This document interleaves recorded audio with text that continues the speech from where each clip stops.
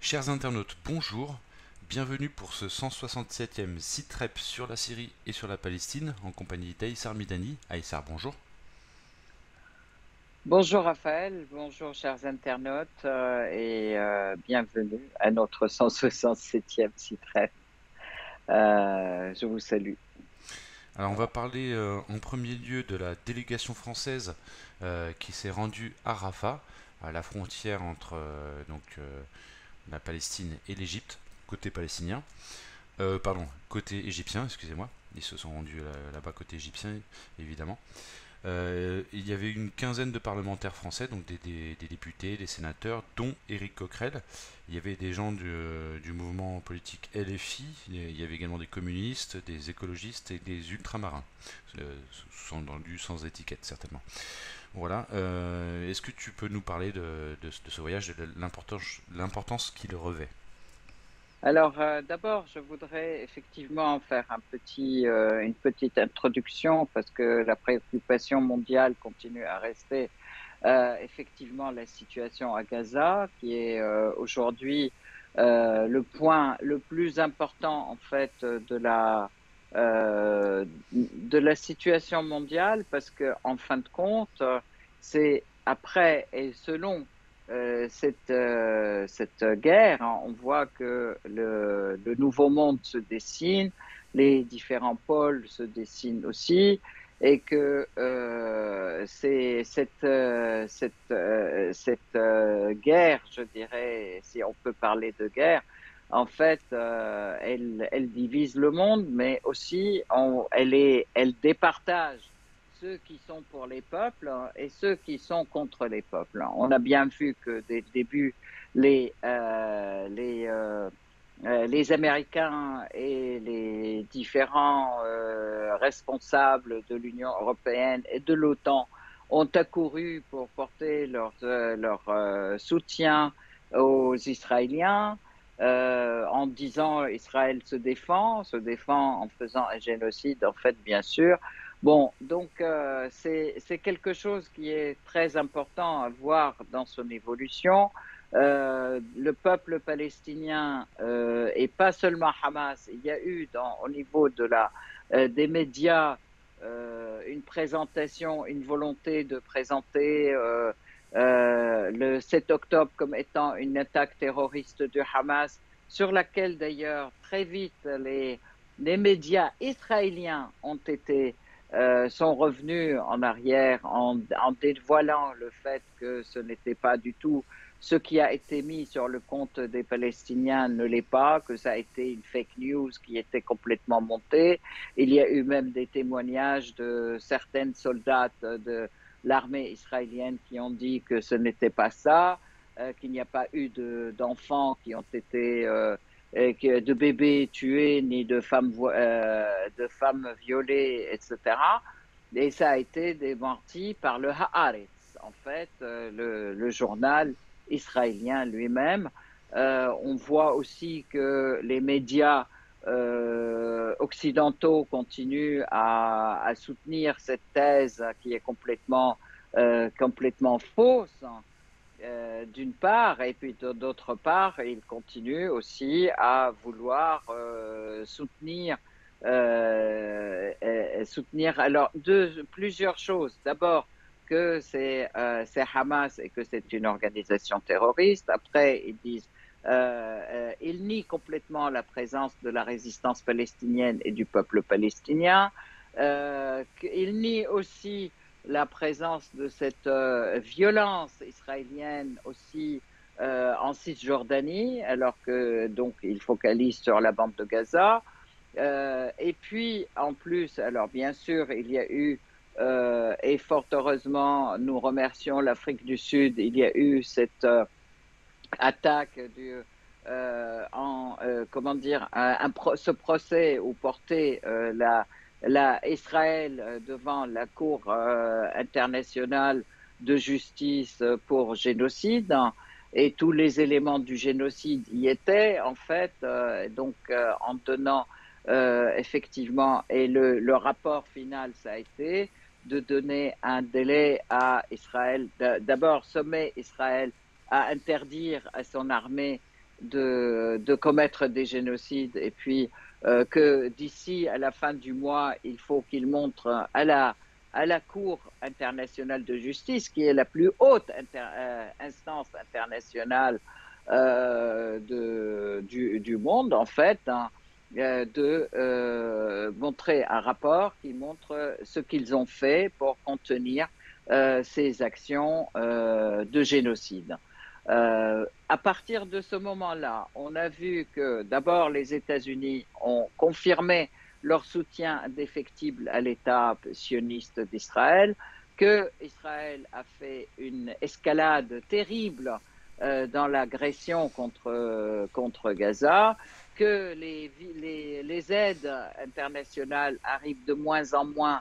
Et d'ailleurs, aujourd'hui, on voit que les soi-disant aides, elles n'aident personne, puisque aujourd'hui, il y a eu une déclaration hier, il y a 2 jours, une déclaration des responsables d'hôpitaux en disant que de toute façon, la totalité de l'aide qui, quand elle vient d'abord, c'est une goutte dans un océan, puisque sur le passage de Rafah, on ne laisse pas l'aide humanitaire entrer.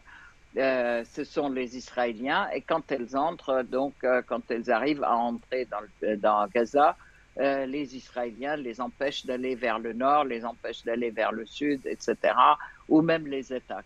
Donc, ça, c'est d'une part. D'autre part, cette aide qui est minime, aussi, elle ne correspond absolument pas aux besoins des Palestiniens, puisque maintenant, on leur envoie des vaccins du corona, etc., et des produits qui sont complètement périmés.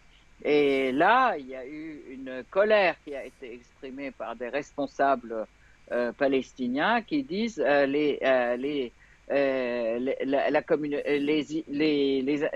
cette aide, ils nous considèrent comme étant le lieu de déchets des produits médicaux qui sont périmés, etc., qui sont jetés, ils nous les envoient à Gaza. Donc ça, c'est quelque chose de très fort et de très incroyable.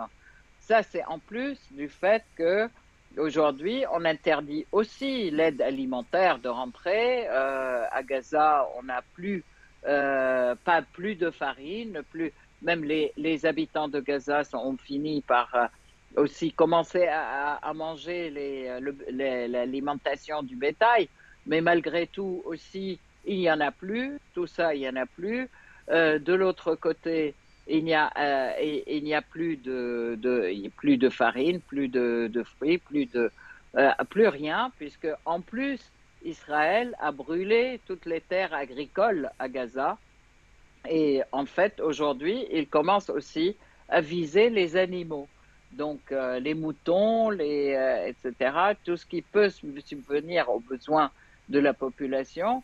Et là, donc, on voit que les gens d'une part, ils sont agressés systématiquement par des bombardements qui n'ont pas cessé depuis 122 jours. On est dans le 123e jour.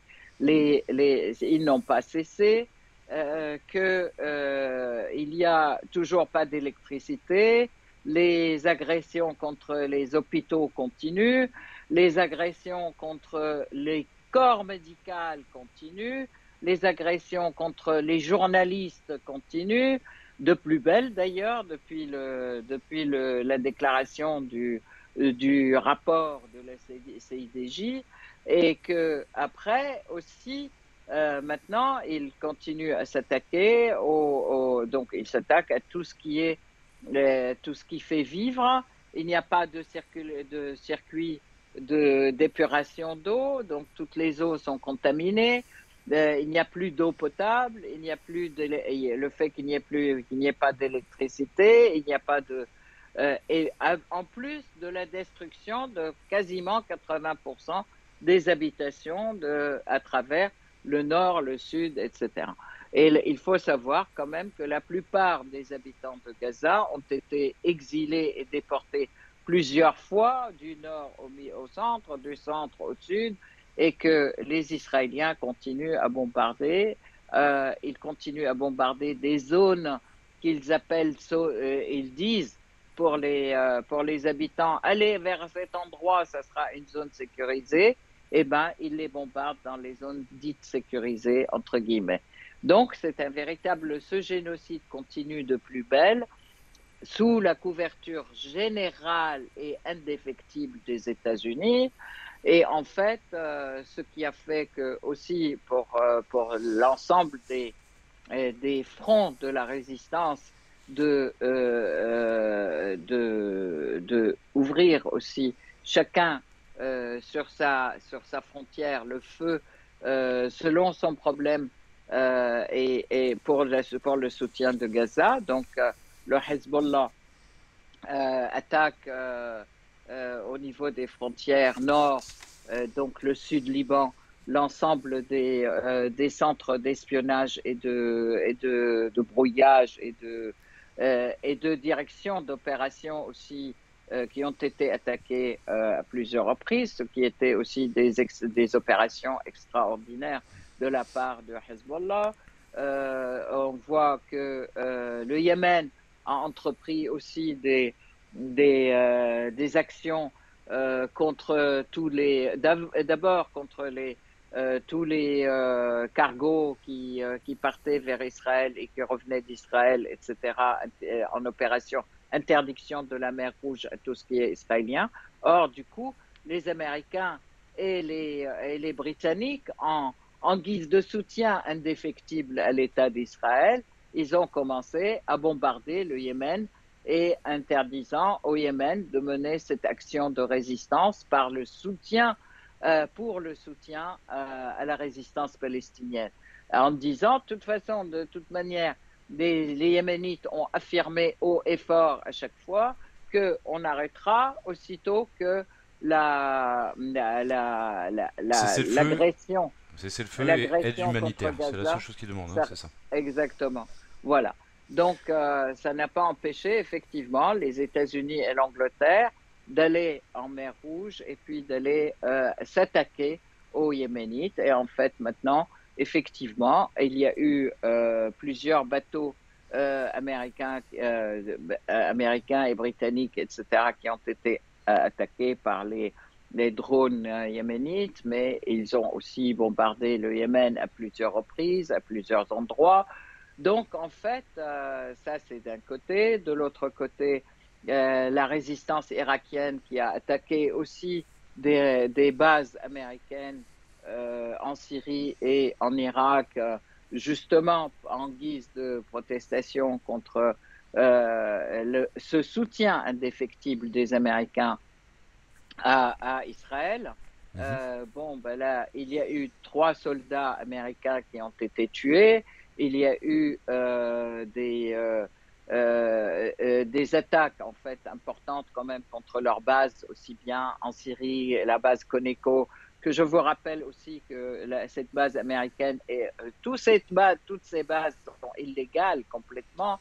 Les États-Unis pillent les richesses de la Syrie, affament et font mourir de froid le peuple syrien en pompant son pétrole, en pillant ses richesses et son blé. Donc tout ceci est venu donc en ce moment s'ajouter. Par contre, on voit qu'il y a eu des visites, une valse aussi de visites américaines dans toutes les capitales de la région, donc en Arabie Saoudite, aux Émirats Arabes Unis, Au Liban? à Beyrouth, au Liban et en Irak aussi, etc. Et tout le monde affirme que de toute façon, la violation et oui, les bombardements américains. En fait, bon, je voulais dire que suite à ça, il y a eu dans un premier temps une déclaration de la résistance irakienne disant OK pour ne pas mettre en ne pas gêner les relations de notre gouvernement avec les États-Unis, nous arrêterons provisoirement les bombardements des bases américaines en guise de soutien et nous soutiendrons, nous continuerons à soutenir les Palestiniens autrement qu'en bombardant les bases américaines en Syrie et en Irak. Eh bien, de toute façon, comme les États-Unis se sont mis à bombarder directement l'Irak et la Syrie, en provoquant aussi des morts aussi bien dans l'un que dans l'autre, hein, et notamment des morts de la résistance irakienne et de la résistance syrienne. Bon, là-dessus, donc, la résistance reprend et a repris et reprend. Donc, là, c'est en défense de la souveraineté du pays et de la souveraineté à la fois de la Syrie et de l'Irak. Donc, il est important d'avoir cette vue générale en tête du panorama de la situation aujourd'hui.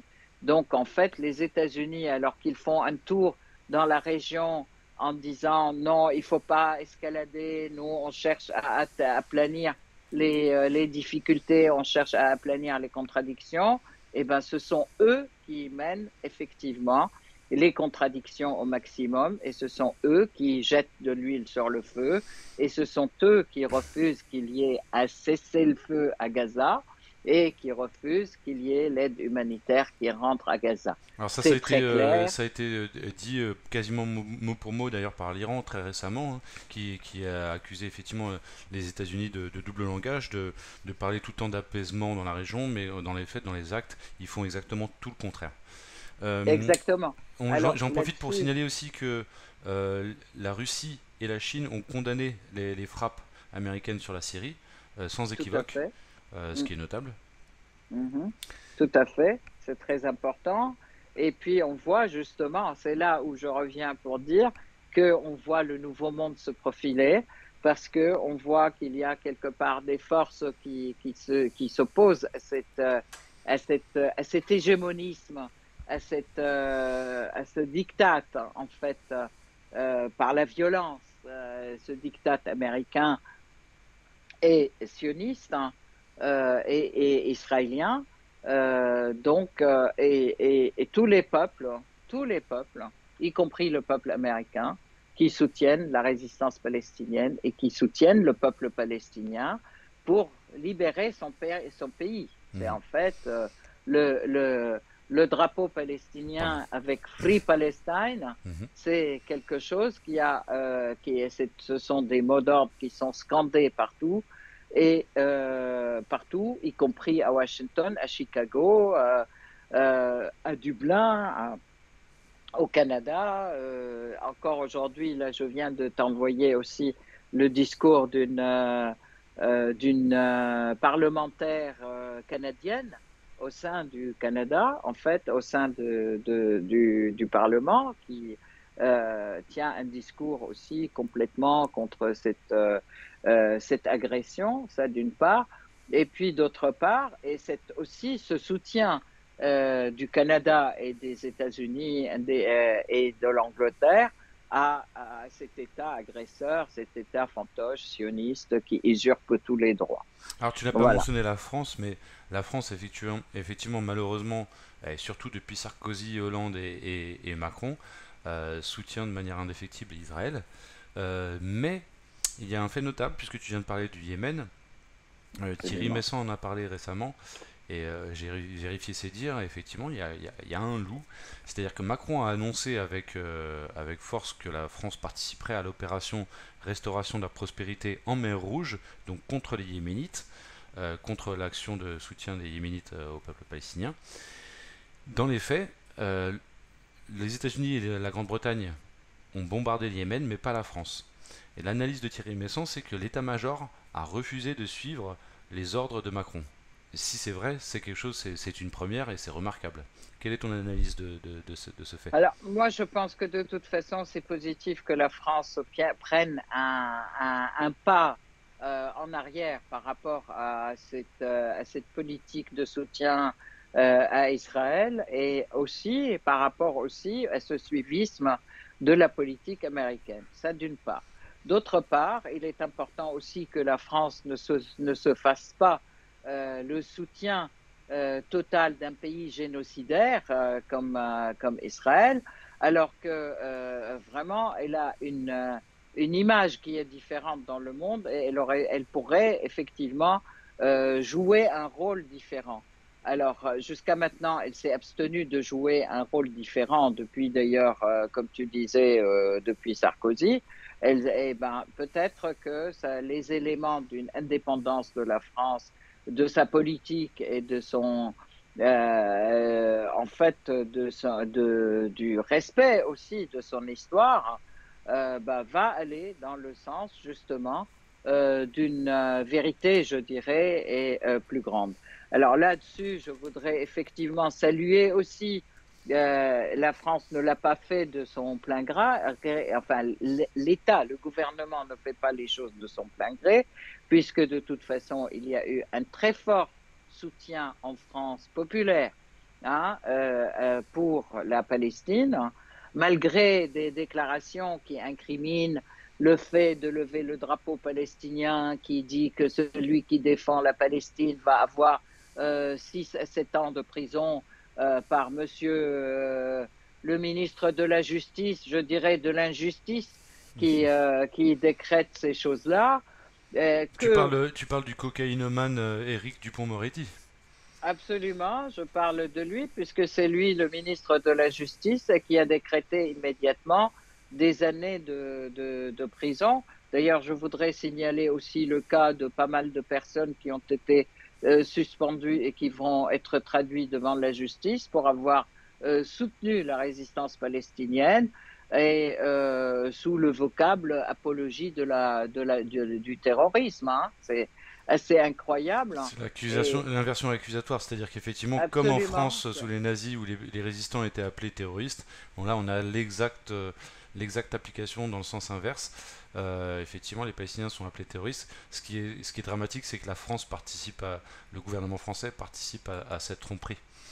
Absolument. Et je dirais, c'est tout à fait louable aujourd'hui. Si elle prend un pas en arrière et elle revoit ses positions par rapport à ça, puisque de toute façon, en plus, les sanctions vont tomber sur l'État d'Israël inévitablement, puisque la haute instance juridique du monde, elle la condamne et que en plus aujourd'hui, il y a la Chine et la Russie qui vont aussi dans ce sens et qui sont dans le sens de la défense à la fois de la liberté des peuples et de la souveraineté des pays.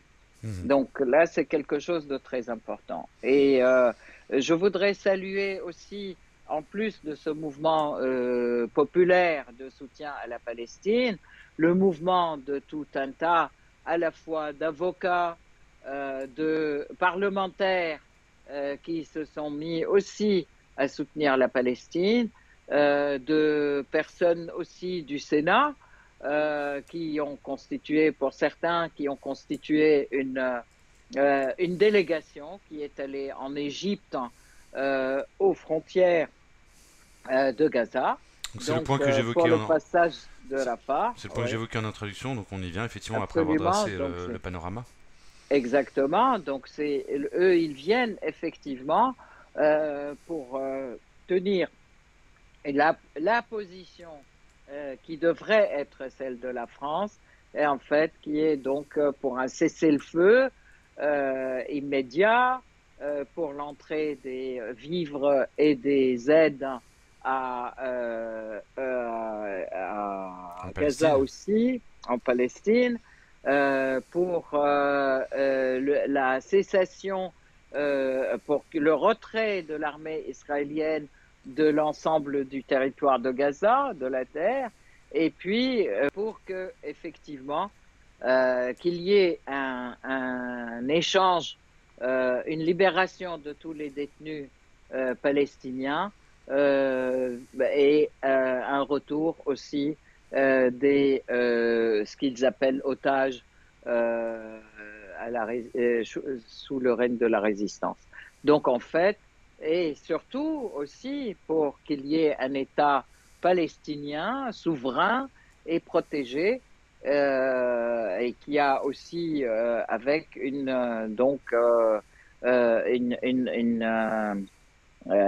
totalité de ses capacités en Palestine. Mhm, Donc ça, c'est très important.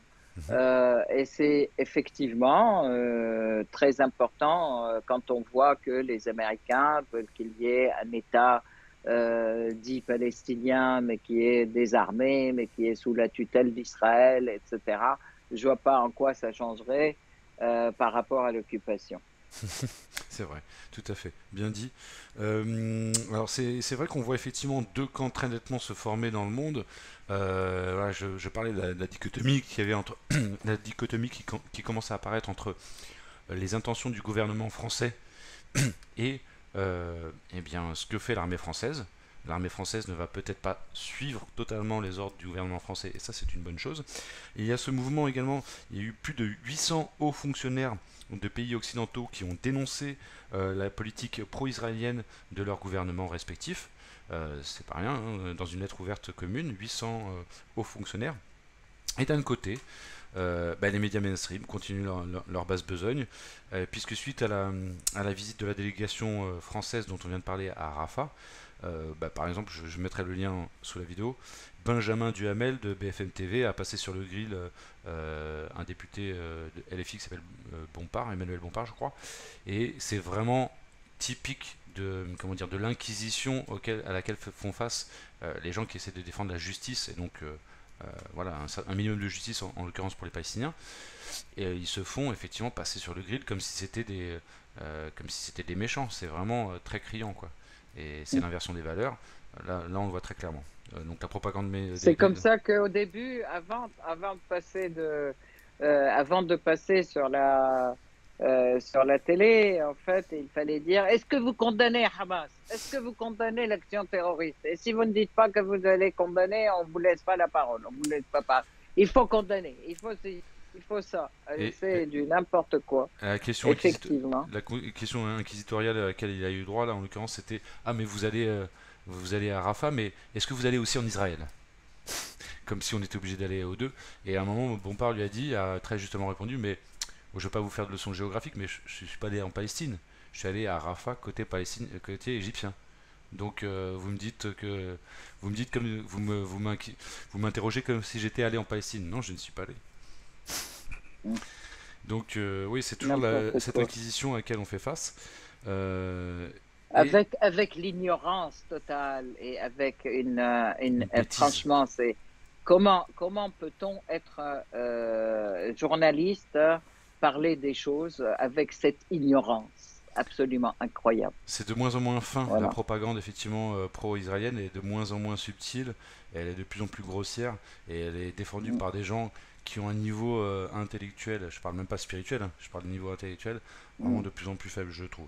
Tant mieux pour nous, parce que ça finira par jouer à notre avantage, je le pense.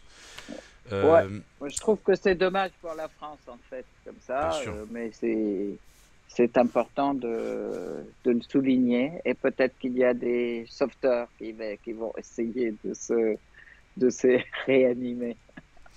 Alors, tu me parlais en Voilà. préparant cet entretien du Nicaragua, un pays d'Amérique centrale qui accuse les États européens de complicité de génocide.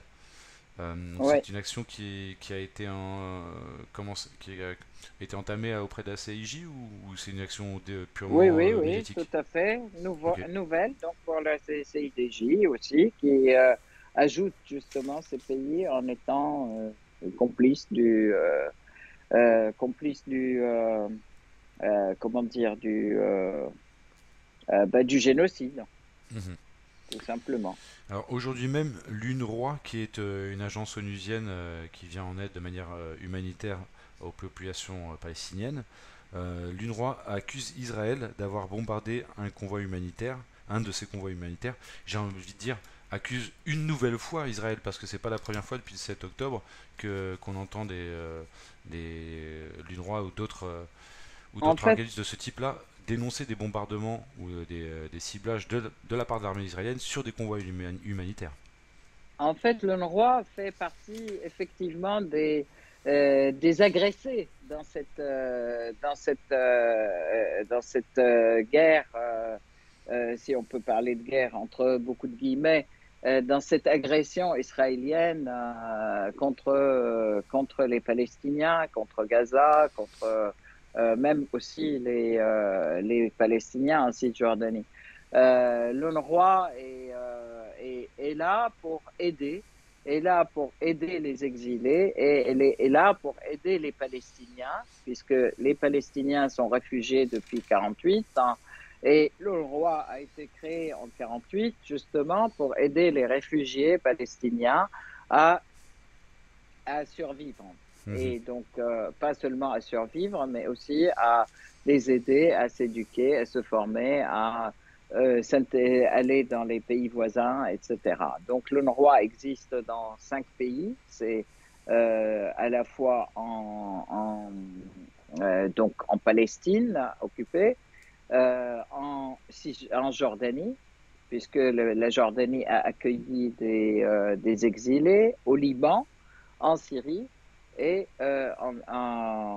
donc on avait dit la Palestine, la Jordanie, Le le Liban, Liban la et Syrie, et la Syrie et l'Égypte. l'Égypte, c'est ce que Donc j'allais te proposer. voilà, ce sont les pays qui ont des branches de l'UNRWA et UNRWA travaille avec eux avec les Palestiniens. D'abord, le fait qu'aujourd'hui on fait guerre contre l'UNRWA, c'est vouloir dire qu'il n'y a plus de réfugiés, c'est-à-dire on ne reconnaît plus le droit des Palestiniens au retour à leur pays, parce que quand on est réfugié, ça veut dire que c'est du provisoire, même si ça a duré, mais c'est un provisoire qui doit se terminer un jour et que les réfugiés doivent rentrer chez eux. Donc ça, c'est aussi c'est une volonté américaine et de tous ces pays qui ont arrêté ces derniers temps ou qui veulent arrêter la subvention ou la cotisation à l'UNRWA. Deuxièmement, l'UNRWA, elle est agressée, donc à chaque fois qu'elle est agressée, elle le dit, en fait, quand ces convois humanitaires sont bombardés et sont interdits de circuler, ça reviendrait à dire que s'ils ne dénoncent pas ça, qu'ils ne font pas leur propre travail correctement. Donc, euh, on les empêche de faire leur travail et ils ont des comptes à rendre à tous les pays qui les financent. Hein.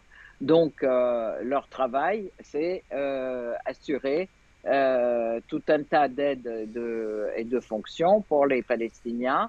Et quand ils n'arrivent pas à les faire, il faudra qu'ils disent pourquoi.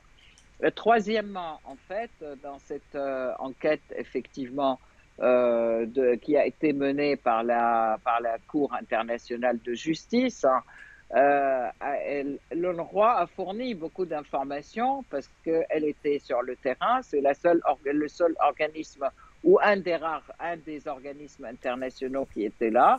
Et donc, c'est un organisme international qui n'est ni du côté palestinien, ni du côté israélien. Donc, c'est le côté neutre qui doit fournir les informations et il en a fourni aussi beaucoup, notamment sur la destruction des hôpitaux, sur la destruction des écoles, la destruction des centres hospitaliers de soins, sur la destruction des habitations civiles, sur la destruction aussi du réseau électrique, du réseau de communication, du réseau de distribution d'eau et des moyens de vie donc dans le pays. C'est la raison pour laquelle ils ont écopé effectivement de la colère israélienne, qui d'ailleurs a fait tellement de pression et ils ont fait beaucoup de chantage avec les pays de l'OTAN qui soutiennent Israël et donc sous la pression américaine. Ils ont fait le chantage donc à l'arrêt de la subvention. pour extirper à l'UNRWA un rapport qui serait de qualifier donc l'action du 7 octobre comme une action terroriste insupportable, etc. Donc là, c'est aussi l'utilisation qui a été faite de l'UNRWA par les Israéliens et les Américains, hein, aussi Canadiens, aussi à côté, Canadiens, Français, etc. Donc tous les pays de l'OTAN. Donc là, c'est aussi un point qu'il est important de comprendre et qu'il est important de savoir pourquoi il est important aujourd'hui de défendre cette subvention de l'UNRWA. Mhm. Et qui d'ailleurs, l'UNRWA, elle a eu 122 personnes de son staff international qui ont été tuées par les Israéliens. C'est fou. 122. C'est un Et ils chiffre qui est sont complètement fou. absolument. Et en fait, suite à ça, les Américains disent ah ouais, mais il y a 12 personnes qui étaient avec les Avec le Hamas. Palestiniens, avec le Hamas. Mais c'est du n'importe Ouais, quoi, c'est la des propagande. accusations à tort et à travers, pardon, pour ça. Alors, je voudrais en profiter parce que c'est l'UNRWA n'est pas la seule agence d'aide humanitaire visée. J'ai oublié de t'en parler en préparant cette interview, mais j'avais lu très récemment, il y a 2-3 jours, je crois, qu'une agence de développement belge, donc étatique, je crois, qui s'appelle Unibel, a vu ses locaux. Donc, c'était un immeuble de 6 étages dans lequel ils occupaient 2 étages. L'immeuble détruit par l'armée israélienne, ils ont évacué juste à temps. Et c'était un immeuble qui abritait également les locaux de Handicap International. Donc on voit vraiment qu'il y a une volonté effectivement de faire fuir effectivement les Gazaouis hors de Gaza en détruisant vraiment tout, tout, tout systématiquement, quoi. Tout moyen de vie et en faisant fuir aussi tous les observateurs qui pourraient être effectivement des yeux et des oreilles, mais aussi des langues qui parlent et qu'on ne peut pas nécessairement qualifier de terroristes, hein, ou d'antisémites, puisque de toute façon, sachez quand même que les Israéliens, ils ont qualifié d'antisémite tout de suite la Cour internationale de justice, hein, Mm, mm, mm. quand elle a élaboré son rapport. Alors ça, c'est important aussi. C'est important aussi de voir que les Israéliens ne lésinent pas sur les crimes, puisque même ils se déguisent en, en bédouin ou en arabe, etc. Et ils rentrent dans les hôpitaux pour assassiner les jeunes combattants. C'est ce qui est arrivé à Jenin, c'est ce qui arrive tous les jours. Et d'ailleurs, aujourd'hui, ils sont en train de détruire l'hôpital, aussi les hôpitaux qui restent, mais pas seulement qu'à Gaza et en Cisjordanie, mais à Gaza, tous les hôpitaux du nord, du sud, etc., les hôpitaux de la ville de Rafah, la ville de Khan Younes, qui est agressée depuis pratiquement une semaine par des bombardements incessants nuit et jour. Bon, ben, il n'y a plus en fait de possibilité d'aide médicale, hein, aux gens et ils viennent en plus tuer tout le monde dans les hôpitaux. Donc, Alors, il y a également ce qui s'est passé qui a été retranscrit par Le Monde en partie. C'est le trafic autour des cimetières à Gaza. C'est-à-dire que l'armée israélienne exhume des corps, en fait, profane des cimetières. L'armée israélienne, ce qu'elle fait, tout tout à simplement, fait. c'est qu'elle profane, elle détruit des cimetières, c'est-à-dire, elle. euh, et alors, Et elles certains volent disent. les corps. Voilà, elle en a restitué une partie effectivement aux Palestiniens. Euh, à titre personnel, je pense que ce n'est pas tellement pour, en l'occurrence, pour faire du vol d'organes, parce que je pense que pour faire du vol d'organes, il faut, excuse-moi d'être cru, il faut que le cadavre soit fraîchement tué pour que les Oui, organes c'est ça. soient utilisés. Alors que je crois que les cimetières sont systématiquement profanés pour pour détruire toute trace d'antériorité des Palestiniens sur place. C'est pour les mêmes raisons qu'ils visent des sites archéologiques ou des sites religieux. C'est qui vraiment ont été aussi complètement détruits. Oui, c'est pour absolument. Alors, je crois qu'il inciter y les a gens à deux ne pas choses. revenir, je veux dire. Pardon. Absolument. Je crois qu'il y a deux choses. Effectivement, ils ont profané les cimetières pour que les gens n'aient plus à dire c'est la terre où nos aïeux ont été enterrés, ça d'une part. Mais d'autre part, il y a aussi une profanation des cimetières pour piquer et voler les corps qui sont fraîchement enterrés, justement pour vol d'organes. Et le cas dont tu parles, ça a été effectivement des cadavres de martyrs qui ont été fraîchement tués et qui ont été profanés, donc qui ont été volés par l'armée israélienne et qui a été restitué donc récemment, après 10 jours ou 15 jours de détention des corps. Alors, ils ont dit, ah, bah, on a cru que c'était les corps des nôtres, hein, Des otages. de nos otages, On voulait vérifier qu'ils n'étaient pas etc. enterrés là. Et puis, La belle voilà. excuse. Non, mais Alors, de toute effectivement, il y a façon, il est clair que l'État sioniste, hein, est connu dans le monde entier comme étant le premier trafiquant de corps et d'organes dans le monde. Un des premiers. ouais, c'est Voilà. vraiment triste. Et il faut le savoir. Il y a un documentaire que je voudrais mettre en lien, mais que je n'ai pas encore. Là, le mot est vraiment choisi. Je n'ai pas encore pris la peine de le regarder. C'est un documentaire effectivement sur le trafic d'organes par l'État d'Israël et par l'armée israélienne avec des témoignages israéliens. Je pense que c'est le documentaire le reportage dont tu avais parlé dans un précédent site rep. Je l'ai trouvé. Je n'ai pas encore eu le courage de le regarder. Il faut que je fasse. Je suis journaliste, mais c'est vrai que ça fait vraiment mal au cœur. Voilà. Ben oui, oui, tout à fait, hein. C'est clair. Je comprends Alors, et des choses compatis. positives, il faut qu'on en parle. Des manifestations dans le monde se poursuivent, des manifestations de très grande ampleur. Donc, Continue le, le soutien, le- effectivement, à la Palestine. le combat est loin d'être terminé. Et donc, ce qu'on voit, c'est quand même que dans le cadre de l'opinion publique mondiale, même si ça se cristallise en deux camps, il y a quand même un camp qui réunit beaucoup plus d'âmes, c'est le camp en faveur de la justice et des Palestiniens, et ça fait plaisir. Effectivement, je crois que ça c'est important et effectivement, c'est dans tous les peuples du monde continuent à soutenir de manière très déterminée en fait la lutte du peuple palestinien, ça d'une part. D'autre part, ceci aussi est motivé par la résistance indéfectible du peuple palestinien. Il faut savoir que jusqu'à aujourd'hui, cette résistance, elle a la main haute sur le champ de bataille. Elle continue à mettre en difficulté l'armée israélienne. Il y a des brigades entières ou des convois entiers de matériel israélien qui sont détruits tous les jours.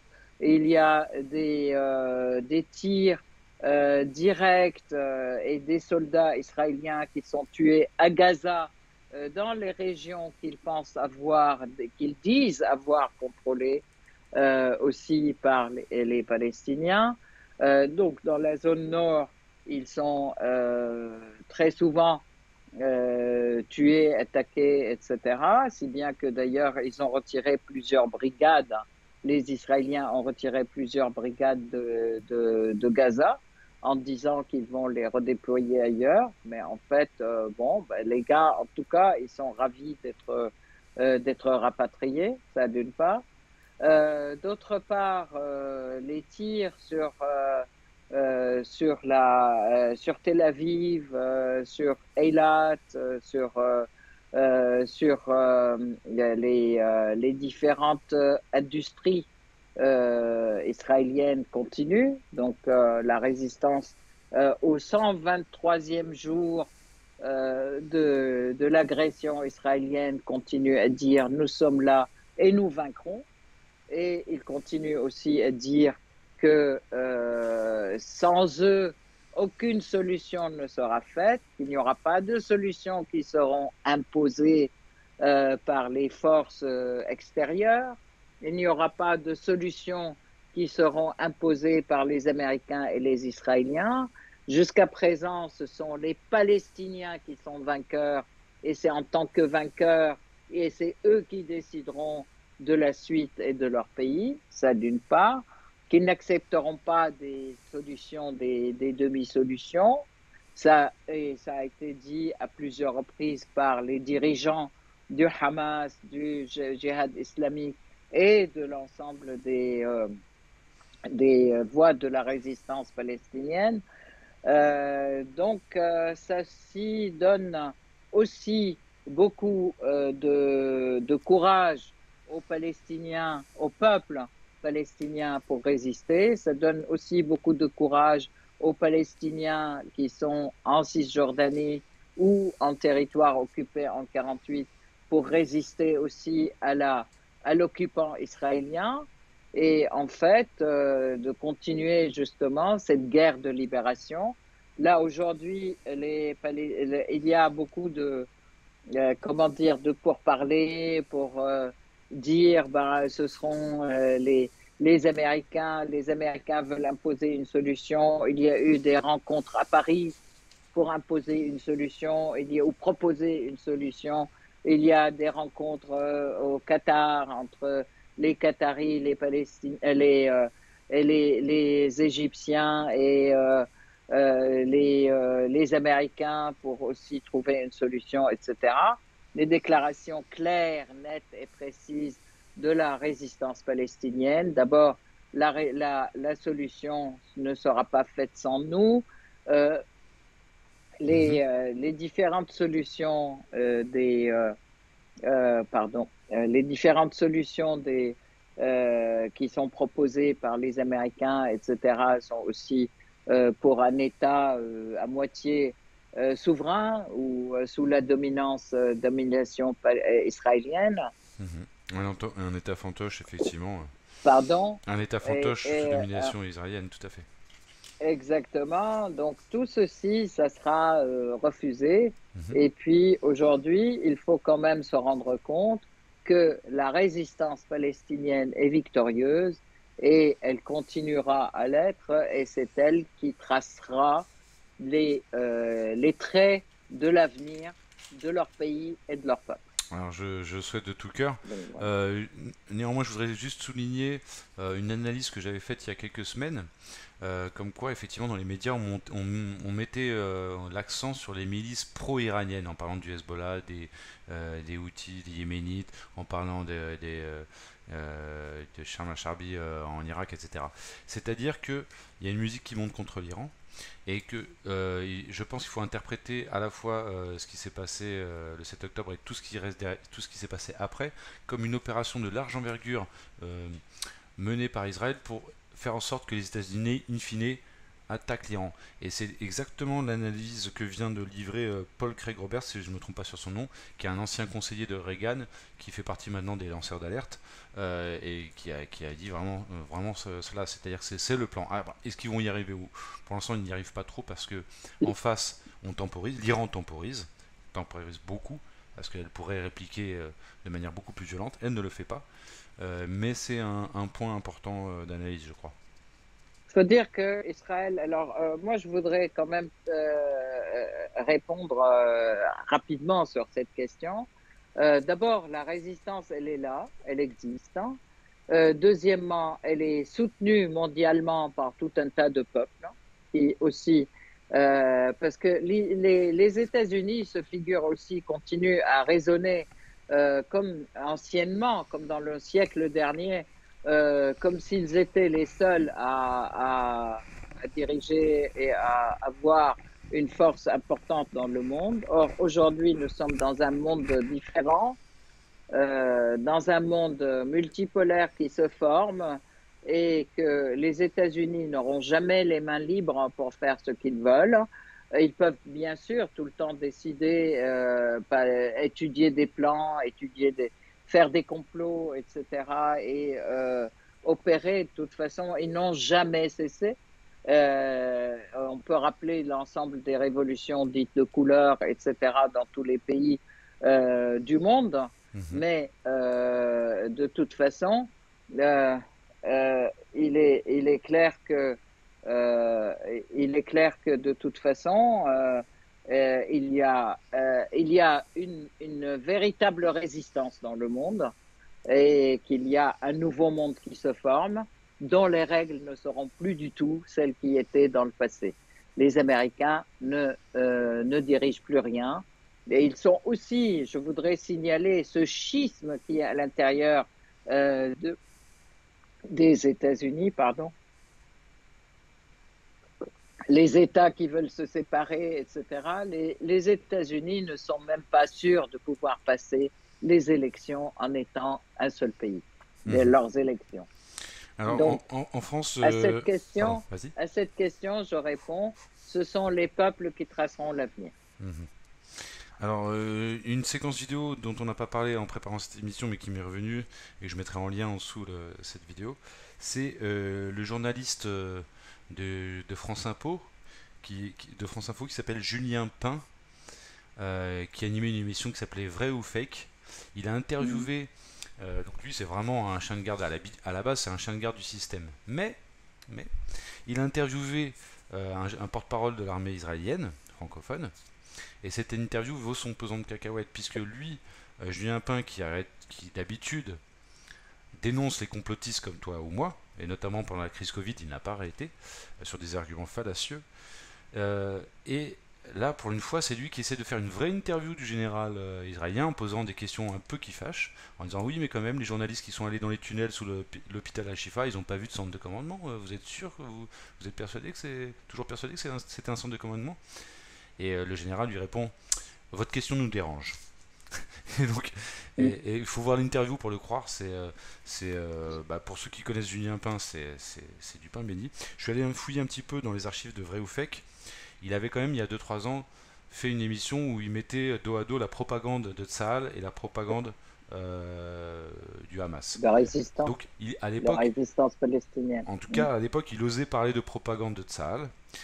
Face au général, il n'a pas été aussi courageux face au général israélien, mais quand même il a posé des questions qui fâchent et il s'est fait renvoyer dans les cordes, tout comme lui a l'habitude de renvoyer Mm. dans les cordes des gens comme toi ou moi. C'est pour ça que c'était un petit Mhm. peu croquignolant cette séquence.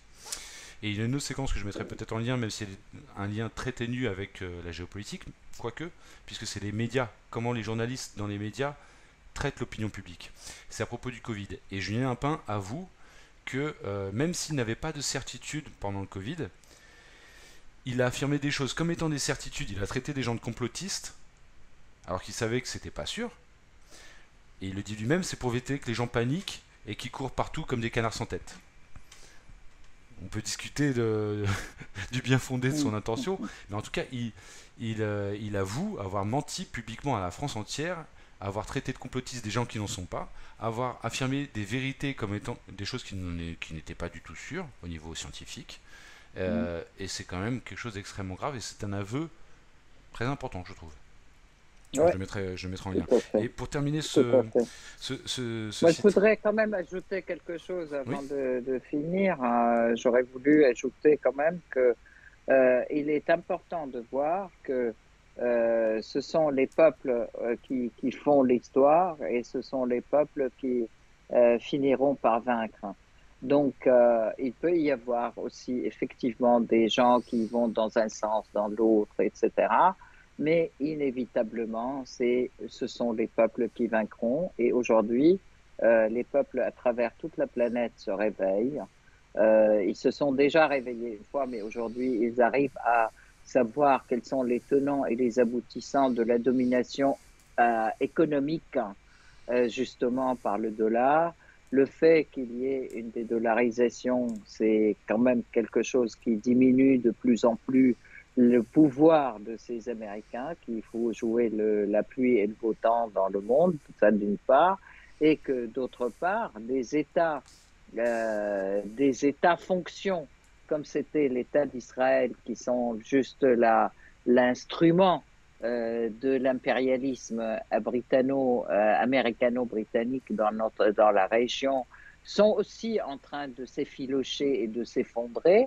Parce que là, il faut aussi voir, je parlais des États-Unis qui sont en train de s'effondrer, mais il faut voir que cet État fantoche d'Israël, il est en train de s'effondrer de tous les côtés. De la même En manière fait, que, le désaccord entre l'état-major français et le gouvernement français, c'est une sorte aussi de fissure dans le monolithisme étatique français en faveur d'Israël.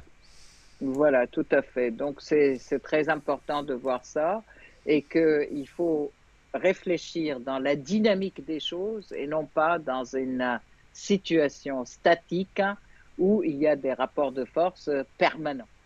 C'est Alors, ça. merci Aïssar. Je crois que tu voulais répondre à une internaute également qui n'avait pas compris dans un précédent site rep l'utilisation que tu avais faite du terme nazi pour désigner les Ukrainiens. Alors quels Ukrainiens désignais-tu par le terme de nazi quand tu disais les nazis Alors, ukrainiens et pourquoi tu les appelles nazis? alors moi je voulais justement, d'abord je le remercie d'avoir posé la question et puis je suis là pour répondre, mais il peut aussi m'écrire directement pour répondre, mais aussi il faut savoir d'abord quand je parle des nazis ukrainiens, c'est que effectivement ceux qui ont fait le coup d'État euh, à Maïdan en 2014, pardon. Oui, avec ce qui était présenté comme une Je ne révolution. suis pas, je ne suis pas tout à fait guéri de mon rhume, donc voilà. Et donc, enfin, de ma grippe. Et donc, en fait, tous ceux qui avaient fait le coup d'État, qui a été qualifié de révolution contre l'État, contre le président qui était démocratiquement élu, c'était les hordes nazies, les néo-nazis ukrainiens, c'était la horde Azov et Bandera, qui sont vraiment des nazis en fait, ukrainiens, qui ont opéré une action terrible où ils ont brûlé vif des 300 personnes qui étaient dans la maison des syndicats et ils ont ils les ont enfermés, fermé les portes et balancé des projectiles brûlants. Donc ces personnes ont été brûlées vives 300 personnes parce qu'ils protestaient contre ce coup d'État. C'était à Je Odessa. rappelle qu'il y avait oui, je rappelle qu'il y avait Victoria Nolan qui était là et qui est quand même la responsable du State Department américain à l'époque et donc qui est toujours d'ailleurs en train de fomenter des troubles dans la région de l'Ukraine. Et quand je parle des nazis ukrainiens, je sais de qui je parle, de l'armée nazie de Zelensky, qui est soutenue par les Américains. Ça, ce sont effectivement des nazis qui continuent à mener des actions contre les Russes, la composante russe, mais contre aussi la population de l'Ukraine. À ce titre, je voudrais vous signaler que Michel Collomb a publié un livre sur l'Ukraine. Je vous conseille de le lire. L'Ukraine, la vérité et la vision. Un autre aussi, une, une, euh, une alerteuse en fait aussi d'opinion qui existe sur YouTube qui s'appelle Christine Néant. Néant, Mhm. qui a toujours fait et qui doit avoir maintenant sa propre chaîne aussi, qui a toujours fait des témoignages de l'intérieur de l'Ukraine Donbass sur Insider, je les crois que c'est. agressions Donbass et effectivement. Donc Donbass et Donetsk en fait. Mhm. Elle continue à faire ses témoignages. Mais Vous pouvez l'écouter. il me semble que son blog Voilà. s'appelle Donbass Insider, je crois. Mais Je crois, oui, peut-être, oui. je vérifierai, je Donc mettrai le lien. c'est facile à trouver, oui. Mhm. Voilà. Et ben donc voilà. Merci de votre écoute, merci de vos questions, Je précise, et je suis là pour vous répondre. je précise que par rapport à la révolution Place Maïdan, c'est effectivement ce sont les milices qui ont investi la place Maïdan, qui étaient d'extrême droite. Il y avait des gens du peuple qui étaient comme toi et moi, des gens qui militaient pour moins de corruption, qui se sont fait avoir et qui étaient sur la place Maïdan, qui représentaient le gros des gens qui étaient sur la place Maïdan. C'est vraiment ceux qui ont effectivement qui tenaient qui tenaient la place, on va dire presque militairement, qui étaient effectivement des milices d'extrême droite, Pravi Sector notamment. Ah bah oui. Le documentaire sur les événements d'Odessa, dont tu as Mm. évoqué, où il y a eu des centaines de personnes brûlées, en tout cas des dizaines, je ne me rappelle plus du chiffre exact, c'est le documentaire de Paul Morera de Première Ligne qui s'appelle bah, les masques. Enfin, c'est un documentaire de Paul Morera dont je mettrai aussi le lien en Mm. description de cette vidéo. Et enfin, pour souligner le caractère intrinsèquement pro-nazi, à défaut de dire nazi, parce que je ne sais pas s'ils font des programmes actuellement au sens strict du terme en Ukraine, mais pro-nazi, il y a toute l'action de Arno Klarsfeld, qui est un sioniste qu'on n'apprécie pas spécialement sur ses prises de position par ailleurs, mais qui a très clairement dénoncé les accointances idéologiques de Zelensky et de toutes ses milices avec le nazisme. Il l'a clairement dénoncé en France et au niveau du Parlement européen, et c'est quand même une figure sioniste, donc je pense que le caractère nazi du pouvoir ukrainien est difficilement contestable. Voilà, c'était une petite parenthèse que je voulais faire. Merci beaucoup. Merci beaucoup à Merci toi. beaucoup, Raphaël. Merci beaucoup à tous nos internautes qui nous écoutent et merci beaucoup pour toutes vos questions. Et surtout, je voudrais vous remercier pour toutes vos phrases gentilles et compétissantes avec ma grippe la dernière fois. Et là, je suis bien guéri et merci à vous et nous continuerons le combat ensemble. Merci Aïssa. Merci pour ta bonne humeur, merci pour tes analyses toujours pertinentes et toutes les informations que tu recueilles pour les porter à notre connaissance. Merci beaucoup. Je vous souhaite une très bonne convalescence et Merci à chers toi, internautes, Raphaël. je vous souhaite une très belle année 2024, encore une fois, même si on l'a déjà dit. C'est l'année du dragon, donc espérons que ce sera C'est l'année de la l'année de victoire. libération. Exactement, tu m'as ôté les mots de la bouche. Je t'embrasse Aïssa, à bientôt. Merci beaucoup. Au revoir.